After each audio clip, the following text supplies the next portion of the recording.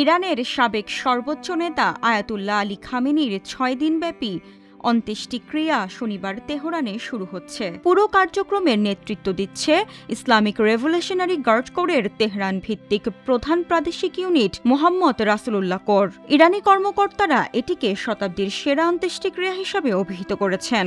আয়োজকরা ধারণা করছেন এতে ১ কোটি ২০ লাখ থেকে ২ কোটি মানুষের উপস্থিতি হতে পারে।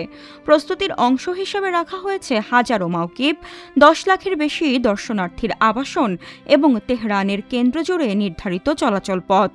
শনিবার সকাল ৬টায় ইমাম খোমেনি মুসাল্লায় আনুষ্ঠানিকতা শুরু হবে এবং রোববার বিকেল পর্যন্ত সাধারণ মানুষ শ্রদ্ধা জানাতে পারবেন। মঙ্গলবার মরদেহ কোমের জামকারান মসজিদে নেওয়া হবে।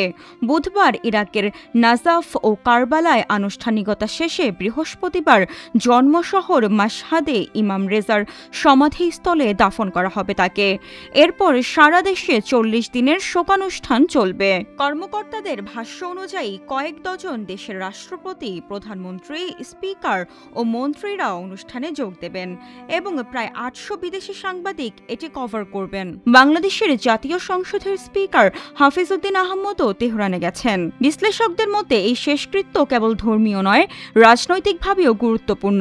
এটি খামেনি পরবর্তী ক্ষমতার কাঠামো, মোস্তফা খামেনির সম্ভাব্য ভূমিকা এবং রাষ্ট্রের ঐক্যের বার্তা তুলে ধরার সুযোগ হিসেবে দেখা হচ্ছে। তবে মোস্তফা খামেনির উপস্থিতি এবং জানাজার নামাজে কে ইমামতি করবেন, এই দুই প্রশ্নের উত্তর এখনো মেলেনি। ডেস্ক রিপোর্ট, আজকের পত্রিকা।